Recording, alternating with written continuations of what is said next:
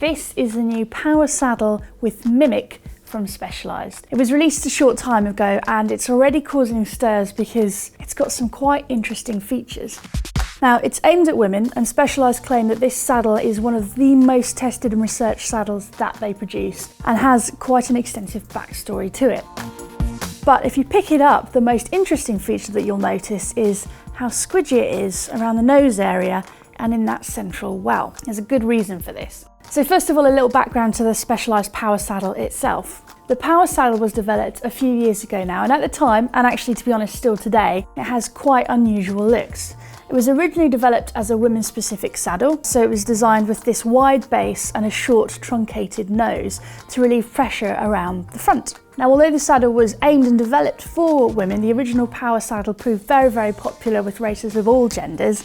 So you can see it ridden in the pro peloton. A lot of our BikeRadar test team really enjoy riding it. I'm quite a big fan of the power saddle as well.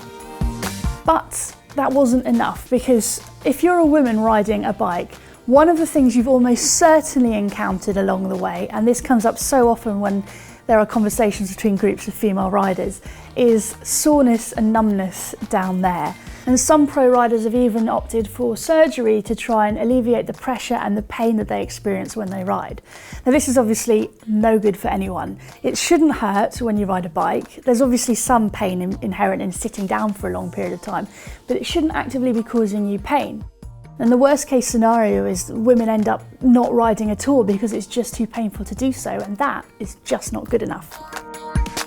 So, Specialized decided to research the question quite extensively and see if they could come up with a solution.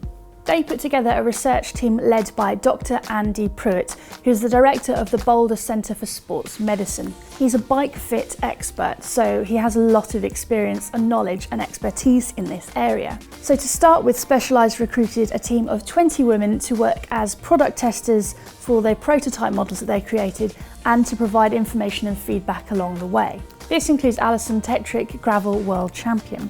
The research team used a range of standard techniques as well as some new techniques which came up with some quite interesting observations. There were two areas that needed to be improved. Firstly, the nose area of a traditional saddle, which was causing extra pressure on the soft tissue of the rider.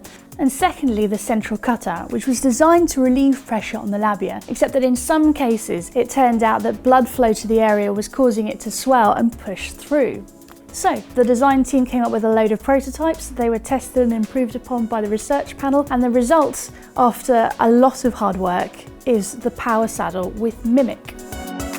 So what is Mimic? Essentially it means that the foam at the front of the saddle has been replaced with a softer foam that's designed to mimic the density of the soft tissue that will be resting on it. And the central cutout has been filled with a combination of memory foam and TPU to provide support for the labia without adding extra pressure. I haven't actually tried this saddle yet. I'm very, very keen to get on it, and I'm not the only one based on the kind of conversations that I've seen going on online. This is an issue that a lot of women suffer with and often suffer in silence. So Specialized have come up with something that could mean the difference between an uncomfortable ride and a comfortable ride. That's going to be big news for women cycling. This is the expert model. This is the second from the bottom of the price range. It retails at £100, $150 or 180 Australian dollars. And we weighed this in at 216 grams. The top spec S-Works model will have carbon rails and a carbon base, so that's obviously going to retail considerably more and will weigh less. But there is also the comp version which sits below this, which is going to be a bit cheaper, and it means that this technology is potentially accessible to more riders. So what do you think of the saddle? Let us know in the comments, and to paraphrase Specialized, will your labia thank you for riding it?